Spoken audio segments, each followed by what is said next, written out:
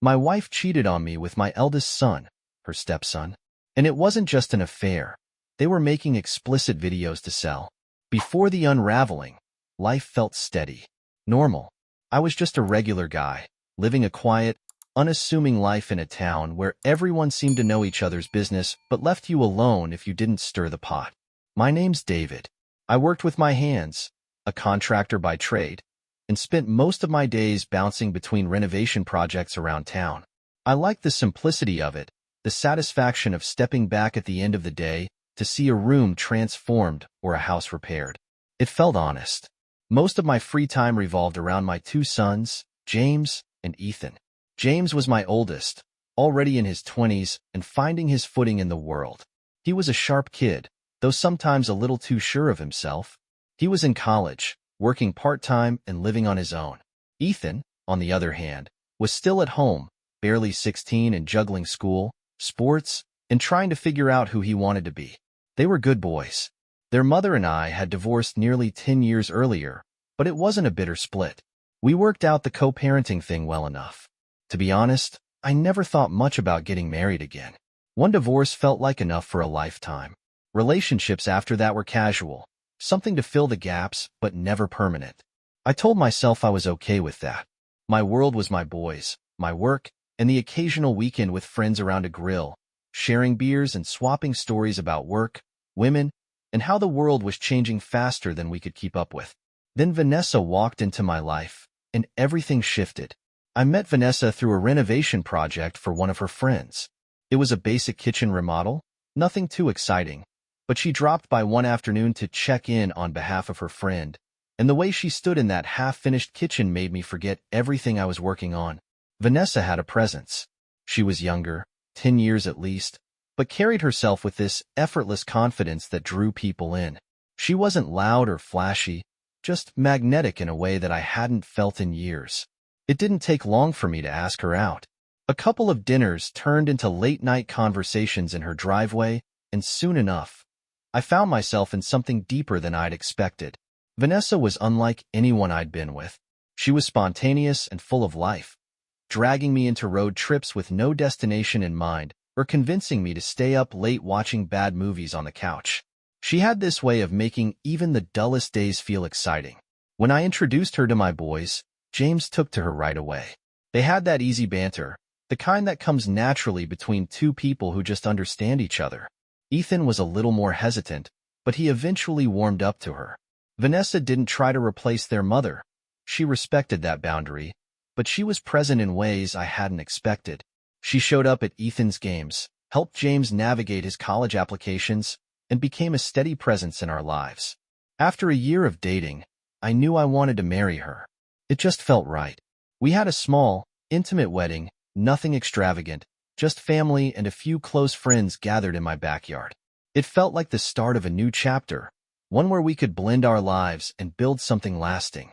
We bought a house together not long after, a modest place on the edge of town with enough space for the boys when they stayed over. Vanessa wanted children, and while it didn't happen for us, she poured herself into being there for James and Ethan.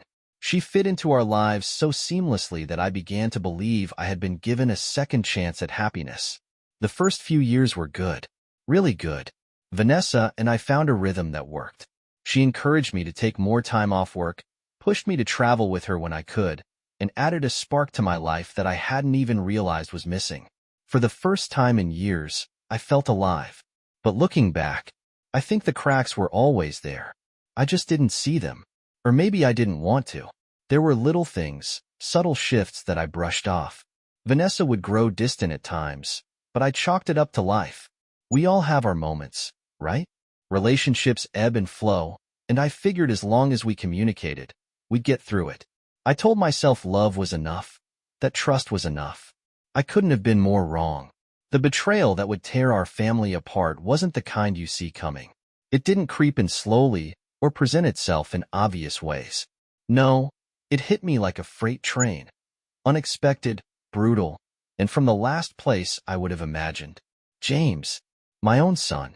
I still remember the day everything unraveled, but before I get to that part, I need to take you through the moments leading up to it, the small shifts, the subtle lies, and the pieces I ignored because I believed we were stronger than that. But as I would soon learn, trust can be fragile. And sometimes, the people closest to you are the ones capable of the deepest betrayal. Life has a way of lulling you into a sense of security right before it pulls the rug out from under you. For a while, everything seemed normal. Vanessa and I were a few years into our marriage, and things were stable. Not perfect. No marriage ever is, but good enough that I never doubted where we stood. James had graduated from college and was living back at home while he figured out his next steps. He was saving up, working part-time at a tech firm in town. Ethan was growing up fast, already a junior in high school and more focused on sports and his social life than spending much time at home. The house felt full, but in a comfortable way. I liked having everyone under one roof again. Vanessa seemed to enjoy it too, at least at first. I don't know when things began to change. Maybe it was gradual, hidden in the ordinary day-to-day motions we all fall into. But looking back, there were moments that stand out now. Moments I brushed off because I never imagined I'd need to question them. Vanessa and James always got along well. Too well, maybe. I remember the jokes they shared over dinner, the way they'd laugh about things that I wasn't part of. I used to think it was a good thing, that Vanessa was connecting with James in a way that made our blended family feel more like a unit. I thought I was lucky to have a wife who cared about my kids as much as she did. I was wrong. It started small. James would stay up late, long after Ethan and I had gone to bed. I'd hear quiet murmurs from the living room, hushed conversations between him and Vanessa. I figured they were just talking, maybe bonding over shows they both liked. I never gave it much thought. Then there were the times Vanessa would disappear for hours during the day. She'd say she was running errands or meeting with friends, but sometimes James would mysteriously be gone at the same time. I thought nothing of it. James was an adult. He didn't need to tell me where he was going. But I remember one afternoon in particular. I had taken the day off to catch up on paperwork for a renovation project. The house was quiet, and I figured I was alone until I heard voices coming from the back porch. I walked over to the window and saw them, James and Vanessa, sitting close, talking in low voices. She was laughing at something he said, and the way she leaned in, it made my stomach twist in a way I couldn't explain. I shook it off. I was being ridiculous, right? Later that night, I asked Vanessa how her day had been. She told me she had spent most of it at the store, running errands. She never mentioned the time she spent with James. Again, I let it go. I wanted to trust her. I did trust her. And James, he was my son. Why would I ever think something like that was even possible? But the cracks kept growing. One night, Vanessa had gone to bed early, and James was in the living room watching TV. I joined him for a beer, and we sat there in silence for a while before I finally spoke up. "You and Vanessa seem to get along pretty well," I said casually, taking a sip. James smirked, not looking away from the screen. "Yeah, she's cool." There was something in his tone that I couldn't place. It wasn't disrespectful, not exactly, but it had an edge to it, like he was testing the waters. I let the conversation drop, but I couldn't shake the feeling that something wasn't right. A few weeks later, Vanessa started staying out later than usual. She said she was meeting friends for drinks or attending a fitness class in the evenings, but there were nights she'd come home well past midnight. Sometimes James wasn't home either, and when I asked Ethan if he'd seen his brother, he'd just shrug and say James was probably out with his friends. I tried not to overthink it, but the pit in my stomach grew heavier with each passing day. One evening, I came home early from work, hoping to surprise Vanessa with dinner. The house was quiet when I walked in, and for a moment, I thought no one was home. But as I stepped into the kitchen, I saw James' jacket draped over the back of a chair. I heard faint laughter from down the hall. I don't know what made me stop, but something in me hesitated before I called out. Instead, I walked quietly toward the source of the noise. The door to the guest room was slightly ajar. I saw Vanessa first, sitting on the edge of the bed with her back to me. James stood across from her, close. Too close. I froze. It wasn't anything outright incriminating, but the way her hand lingered on his arm, the way he looked at her. I stepped back quietly, heart racing. When Vanessa came into the kitchen later, acting as if nothing had happened, I felt like a stranger in my own home. I didn't confront her that night, or the next. Instead, I started watching, paying attention to the moments I had ignored before. The late-night conversations, the way they avoided eye contact when I was in the room, the whispered exchanges when they thought I wasn't listening. It felt like I was losing my mind. One afternoon, while Vanessa was out, I checked her phone. I knew it was a breach of trust, but by that point, I didn't care. I needed to know. There were texts between her and James, casual at first, but as I scrolled further back, the messages became intimate. Can't stop thinking about last night. I shouldn't feel this way, but I do. I'll see you when he's gone. Same time? My heart nearly stopped. I stared at the screen for what felt like hours, unable to breathe, unable to process what I was reading. It wasn't just betrayal. It was them. The weight of it pressed down on me, suffocating. I didn't know what to do, but I knew one thing for sure. This wasn't over. Not by a long shot. After I found those messages, everything changed. I couldn't look at Vanessa the same way. And James, he wasn't just my son anymore. He was something else. Someone else. I kept telling myself there had to be an explanation, some misunderstanding that would come to light if I just held on long enough. But deep down, I knew better. I didn't confront them. Not yet. Instead, I watched. I became hyper-aware of everything. The way they exchanged glances across the room, the sudden quiet whenever I walked in, how James lingered in places he had no reason to be. The late nights when they'd disappear, only to return hours later, both pretending it was nothing. One night, Vanessa told me she was heading out with her friends. I didn't press her, just nodded and let her go. James left shortly after. I didn't follow them right away. I waited. I sat on the couch in the dark, heart pounding, knowing that if I didn't do something soon, the weight of it all would crush me. Around 10 o'clock, I grabbed my keys and left. There was one place they always seemed to drift toward. An apartment complex across town. I had no idea who lived there, but James' car had been spotted parked out front more than once. I told myself it was probably nothing. Maybe he had friends there, people from college. Maybe Vanessa was dropping him off. But as I pulled up to the complex that night, I saw her car parked right next to his. I killed the engine and sat in silence, staring at the building. Lights flickered in one of the second-floor apartments. I didn't know which unit was theirs, if it even was theirs, but the sinking feeling in my gut told me I didn't need to guess. They were here. Together. I wanted to march upstairs and pound on the door. I imagined the confrontation, the way their faces would twist in panic as I caught them red-handed. But I didn't. Not yet. Instead, I sat there for hours, watching.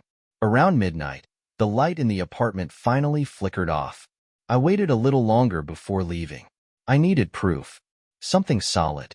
Something they couldn't lie their way out of. The next day, while Vanessa was at work, I went through her things. I didn't even feel guilty. I tore through the drawers in our bedroom, checked every closet, and sifted through the papers in her desk. Nothing. It was almost worse than finding something. I was about to give up when I found a set of keys in her purse. They weren't ours. I took them without a word. Later that day, while Vanessa was running errands, I drove back to the apartment complex. I didn't know what I was expecting. Maybe some part of me thought the keys wouldn't work, that this was all in my head. But when I slid the key into the lock of Unit 207 and felt it turn, I knew I had been right all along. I stepped inside quietly, half expecting to hear voices, but the apartment was empty. It was small, barely 2 rooms, but it was furnished. There were photos on the walls, none of me or Ethan, but of Vanessa and James. Smiling. Happy. Like they were playing house while I stood on the outside looking in. I couldn't breathe. In the bedroom, there was a set of clothes draped over the chair. James' jacket and Vanessa's scarf. The bed was unmade.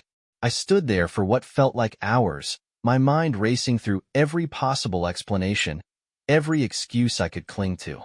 But the evidence was right there, staring me in the face. They had rented this place together. I left the apartment without touching anything. When I got home, Vanessa was already there, humming softly as she made dinner. I stood in the doorway, watching her for a moment, wondering how someone could lie so effortlessly, how she could look me in the eye every day and pretend like none of this was happening. "Hey," she said, glancing up at me. "You're home early." I forced a smile. "Yeah. Thought I'd take the afternoon off." She smiled back, and for a brief second, I saw the woman I had married, the woman I thought I knew. But that image disappeared the moment I remembered the apartment, the bed, the photos. That night, I didn't sleep. I lay awake, staring at the ceiling, waiting for James to get home. When I finally heard the front door creak open around 1 a.m., I didn't move. I listened as his footsteps passed by my room and disappeared down the hall. The next morning, I started making plans. I didn't know how I was going to confront them, but I knew I couldn't keep living under the same roof. I began quietly moving money from our joint account into a personal one. I started looking at lawyers, gathering documents. Vanessa noticed the shift almost immediately. "Is everything okay?" she asked one afternoon. "Yeah," I replied, not looking up from my phone. She studied me for a long moment, but didn't push. That weekend, she left for the apartment again. James followed soon after. This time, I followed them. I waited until they were inside before heading up. I used the key to unlock the door, stepping inside without knocking. They were sitting on the couch, too wrapped up in each other to notice me until the door clicked shut behind me. Vanessa's eyes went wide. James froze, his arm draped casually over the back of the couch. What are you doing here?"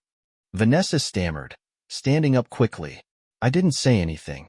I just looked at them, at the apartment they had built together, and felt the weight of it settle in my chest. "This is yours," I asked finally, my voice steady but cold. Vanessa opened her mouth to speak, but no words came out. James shifted uncomfortably, his gaze dropping to the floor. "How long?" I asked, looking directly at James. His jaw tightened. He didn't answer. I took a slow breath, fighting the urge to let the anger take over. "I want you out of the house," I said finally, staring at Vanessa. "Both of you." Vanessa's eyes filled with tears, but I didn't care. James looked at me, guilt flashing across his face, but I turned and walked out before he could say a word. The betrayal was complete, and there was no coming back from it. I thought I had seen the worst of it. I thought walking into that apartment and seeing Vanessa and James together, cozy like newlyweds, was the bottom of the pit. But there's a funny thing about betrayal. Just when you think you've hit the floor, it drops out from under you all over again. I moved out the week after I caught them in that apartment. I didn't say much, didn't fight. I just packed a bag, left the house to Ethan, and stayed at a friend's place while I figured out the next steps. James didn't even try to apologize. Vanessa, well, she cried, made excuses, said it wasn't what I thought. But by then, I had learned that what I thought didn't matter. What mattered was the truth staring me in the face. But the story didn't end there. A few weeks passed. I kept my head down, worked long hours to keep myself busy, and tried to keep Ethan out of the mess as much as I could. He knew something had happened. Kids always know. But I wasn't about to dump the full weight of it on his shoulders. One evening, while I was scrolling through my emails after work, I saw a message from an unknown sender. The subject line just read, "I thought you should know." Now, most days, I would have ignored something like that. Scam, spam, whatever. But I opened it, and there it was. A link. I stared at it for a long time, hovering over the delete button, telling myself I didn't need to see it. But some part of me, that gnawing, ugly part that couldn't let go, clicked it anyway. It took me to a video. I didn't realize what I was watching at first. The camera was shaky, dimly lit, and it started slow. Just Vanessa, sitting on that same couch in the apartment I had walked into weeks earlier. She was laughing, leaning into the lens, teasing whoever was behind the camera. And then James stepped into the frame. I felt like someone had punched me in the gut. I couldn't look away, even though every second of it made me sick to my stomach. The intimacy, the way she touched him, the way he responded. It wasn't just an affair. This was something else, something darker. The video wasn't just for them. It was for everyone. I closed the tab, heart racing, and leaned back in my chair, struggling to breathe. This wasn't just cheating. They were selling it. I don't know how long I sat there, staring at the blank screen, trying to make sense of what I had just seen. I kept telling myself there had to be some mistake. Maybe it was fake, some sick prank. But no matter how hard I tried to rationalize it, I couldn't shake the image from my head. The next day, I drove to the apartment. I wasn't even sure what I was going to say. Confronting them hadn't done much good last time, but this wasn't something I could let slide. When I knocked, it was James who opened the door. He looked surprised to see me, but not ashamed. Not even a little. "Dad." He said it like I was some distant relative showing up out of the blue, not his father who had just walked in on him sleeping with his stepmother. "Where is she?" I asked, brushing past him into the apartment. Vanessa was sitting on the couch, scrolling through her phone. She looked up when she saw me, her face tightening. "David, what are you doing here?" I didn't answer right away.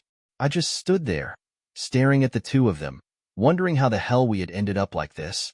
"I saw the video," I said finally, my voice low and controlled. Vanessa paled. Her fingers tightened around her phone, and for a moment, she didn't say anything. James didn't flinch. He leaned against the kitchen counter, arms crossed. Watching me like this was all just another day. "I don't know what you're talking about," Vanessa muttered, but she wouldn't meet my eyes. "Don't," I snapped. "Don't insult me. I saw it. I know you're selling it. I know what the two of you are doing." She opened her mouth to argue, but James cut in, his voice calm and even. "It's not a big deal, Dad. People do it all the time. It's just for money. You wouldn't understand." I stared at him, hardly believing the words coming out of his mouth. "It's not just for money," I said coldly. "She's your stepmother. And you're standing there like this is normal?" Vanessa finally spoke, her voice soft, almost pleading. "David, it's not like that.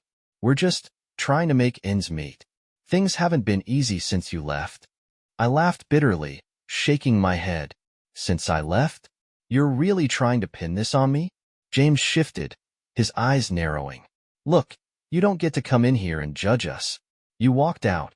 You left her alone." I stepped up. I took a slow breath, fists tightening at my sides. I wasn't going to let him bait me. Not this time. "I want nothing to do with either of you," I said quietly, my voice trembling. "You can play house, make your little videos, do whatever you want. But you're not dragging Ethan into this. I'll make damn sure of that." Vanessa's eyes widened. "David, come on. He's their brother. You can't just—" "He's my son." I cut her off sharply. "And I'll be damned if he grows up thinking this is normal." I turned to leave, but James stepped in front of me, blocking the door. His eyes flashed with something, anger, maybe, or defiance. "You can't keep Ethan from us," he said quietly. I met his gaze, and for the first time, I felt like I was looking at a stranger. Not my son. Not the boy I had raised. "Watch me." I pushed past him, slamming the door behind me. That night, I called my lawyer. Whatever love or loyalty I had felt toward Vanessa and James was gone. This wasn't just about betrayal anymore. I thought I was done with it. I thought walking out of that apartment was the final chapter, the point where I could finally put Vanessa and James behind me. But life has a funny way of making sure the knife twists just a little deeper, even when you think you've bled enough. A week after I left, I received another email. This one wasn't from a stranger. It was from Emily, Vanessa's best friend. I hadn't spoken to Emily much over the years. She was one of those people you tolerated because they were part of your spouse's orbit. I figured she'd taken Vanessa's side when everything went down, so the fact that she was reaching out caught me off guard. The subject line read, "You deserve to know the truth."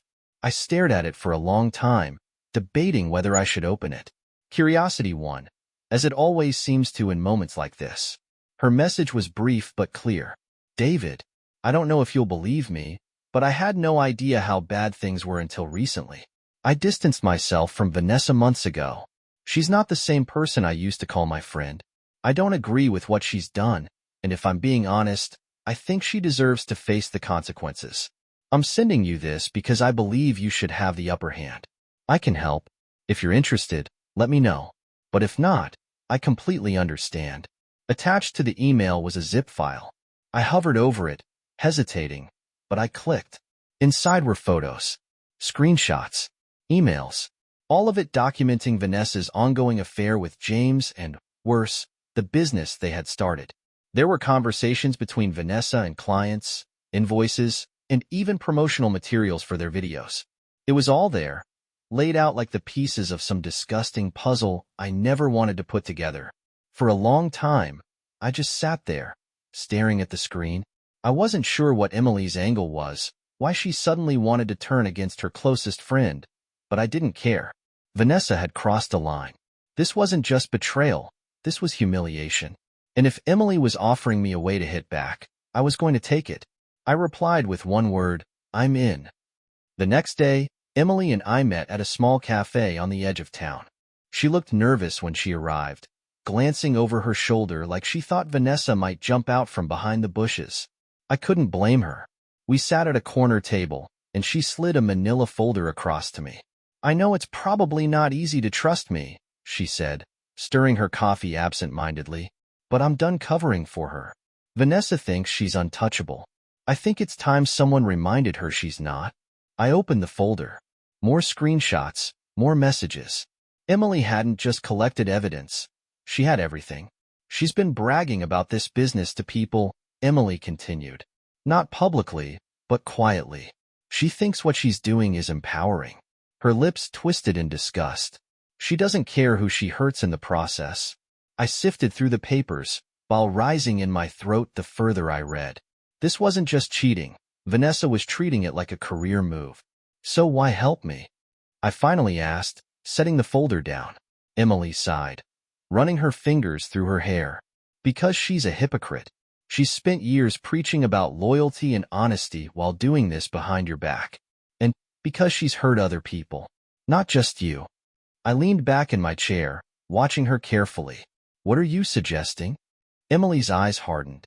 I know where she works. I know who she talks to. And I know exactly how much she values her reputation. A slow, grim smile tugged at the corner of my mouth. I liked where this was going. The plan came together faster than I expected.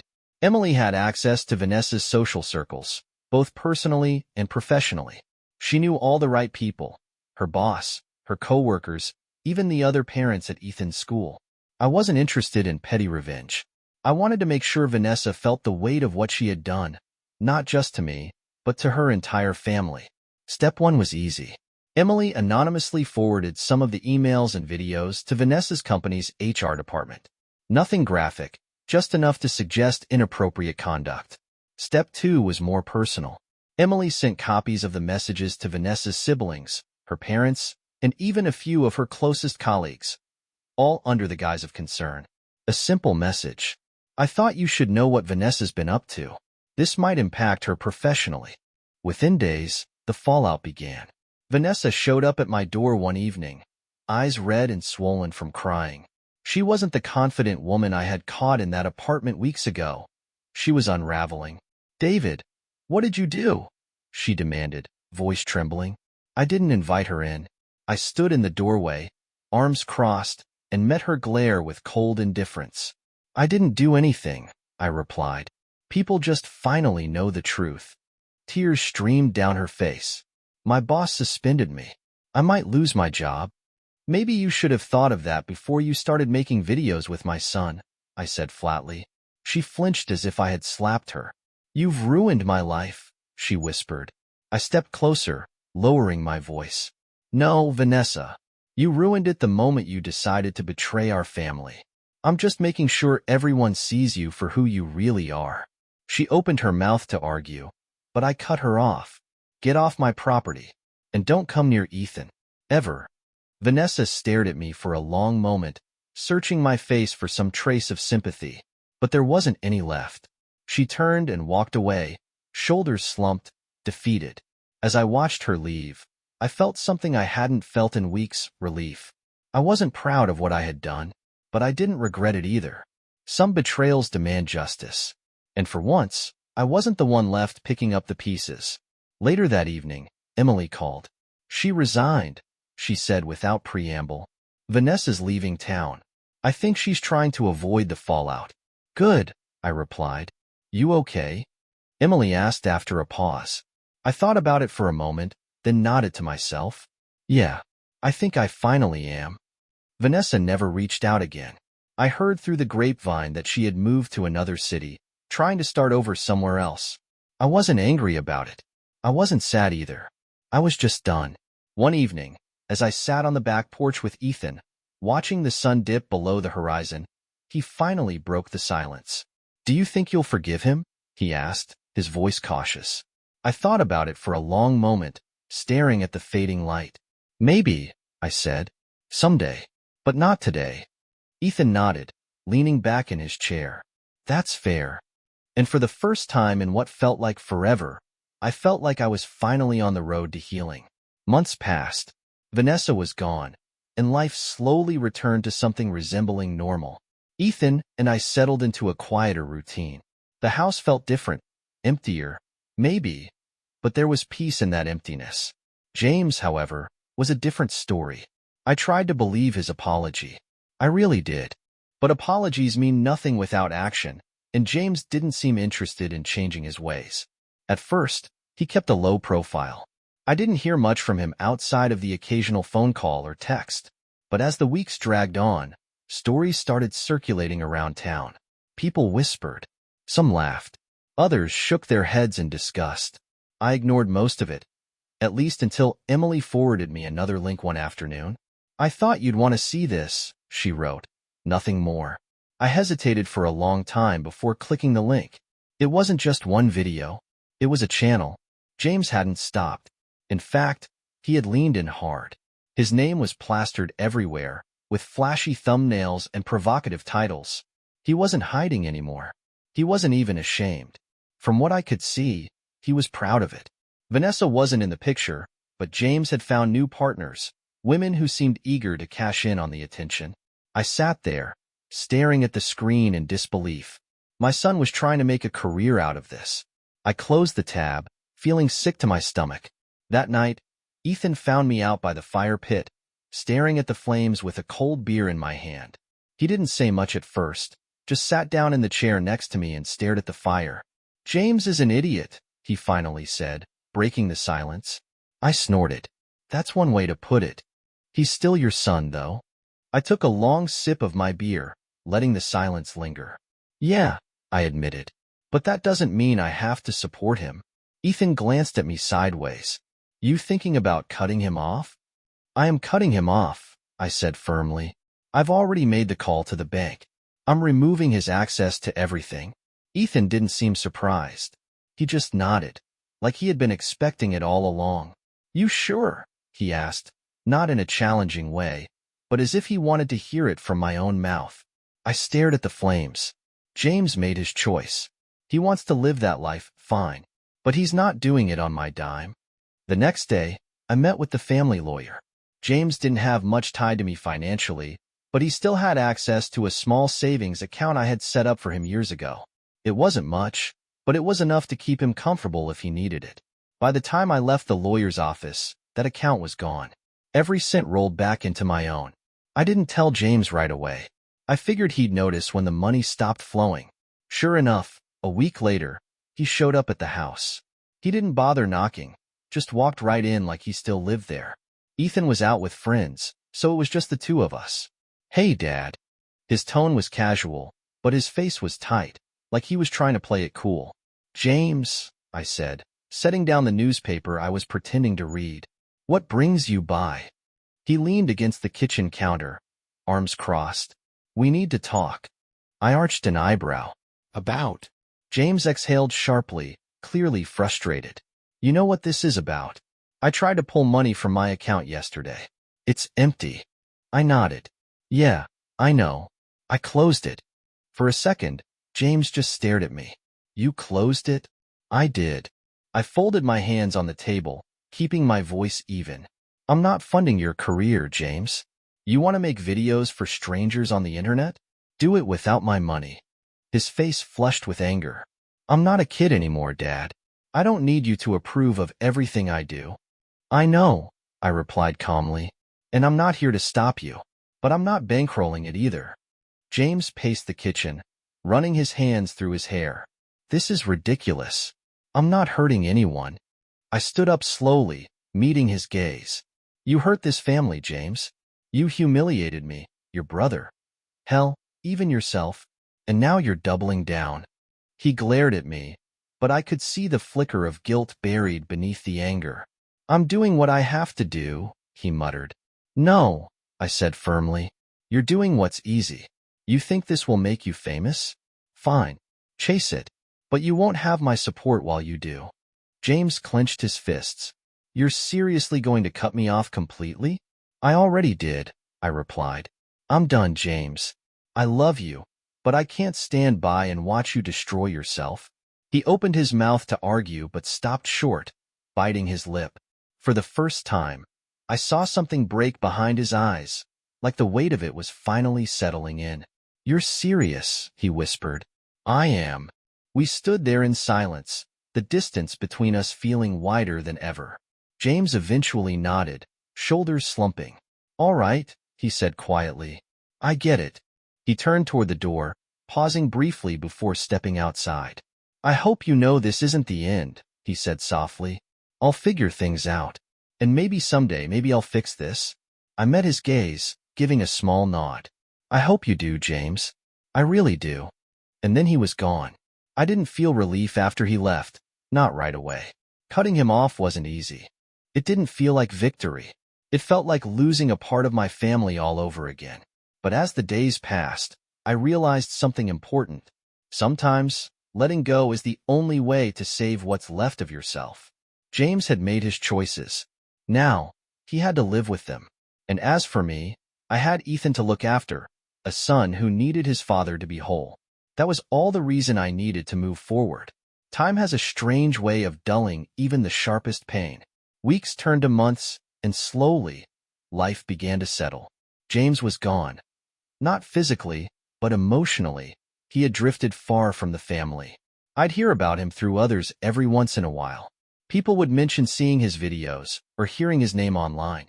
His career was taking off in ways I wasn't proud of, but I kept my distance. Cutting him off was the hardest decision I'd ever made. I wondered if I had done the right thing, but every time those doubts crept in, I reminded myself of the betrayal. I remembered the day I walked into that apartment. I remembered the lies, the humiliation, and the weight it had placed on Ethan and me. I chose to protect what was left. Ethan and I grew closer in those months. He stayed with me through everything, a quiet, steady presence when I needed it most. His anger toward James softened over time, but the relationship between them wasn't what it used to be. One afternoon, as we sat on the back porch, Ethan broke the silence. Do you think James will ever come back? He asked, his voice distant as he stared out at the yard. I took a slow breath, watching the sun dip low on the horizon. I don't know, I admitted, but I hope so. Would you forgive him? I thought about that for a long moment, letting the weight of the question settle. I don't know if I could forget, I said carefully, but maybe forgiveness isn't about forgetting. Maybe it's about hoping they'll change, even if you can't erase what happened. Ethan nodded slowly. I guess I get that. We sat in comfortable silence for a while after that, listening to the wind rustle the trees. One evening, not long after, I received a call from an unknown number. I almost let it go to voicemail, but something told me to answer. Hello? Hey, Dad. James. I didn't say anything at first, just let the silence stretch. I'm not calling to ask for money, he added quickly, as if he knew what I was thinking. I just wanted to check in. His voice was softer, quieter than the last time we had spoken. I've been doing a lot of thinking, James continued. I know I messed up. I'm not asking you to forget it. I don't know. I guess I miss you and Ethan. I swallowed hard, trying to push down the bitterness that still lingered. I miss you too, James, I said truthfully, but things don't just go back to the way they were. I know. There was a pause on the line, and for a brief moment, I could hear the hesitation in his breathing. I've been thinking about stopping, James finally admitted. The videos, the whole thing, it's not what I thought it would be. I felt a flicker of hope, but I didn't latch onto it too tightly. I'd learned to be cautious with James. That's your decision, I said carefully. No one can make it for you. I know. I guess I just needed to hear it. Another pause.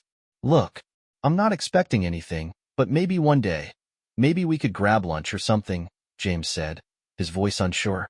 No pressure. I let the silence stretch for a moment longer before nodding to myself. Yeah, I said softly. One day. James didn't come around right away. He stayed distant, but the phone calls became more frequent, less strained with each passing week. One day, he showed up at the house. Ethan greeted him at the door. They stood there for a long moment, staring at each other like strangers. Then, without a word, Ethan pulled him into a quick hug. It wasn't perfect. It wasn't the way things used to be, but it was a start. I watched from the porch as the two of them sat in the backyard, laughing over old memories. For the first time in what felt like forever, I felt like maybe, just maybe, we could rebuild. Some things couldn't be undone. Some scars would stay. But families aren't defined by perfection. They're built on the willingness to try, even when things feel broken beyond repair. And as I sat there, watching my sons reconnect, I realized that maybe forgiveness wasn't about what was behind us, but about the hope for what lay ahead. If you were in my position, would you have cut your own child out of your life after such a betrayal? Or would you have tried to guide them back, even if it meant risking more pain? Do you believe some relationships are beyond repair? Or is there always room for redemption, no matter the circumstances? Let me know your thoughts in the comments. Thanks for sticking around and hearing my story. Don't forget to subscribe to Deceived Buddy for more raw, real-life experiences.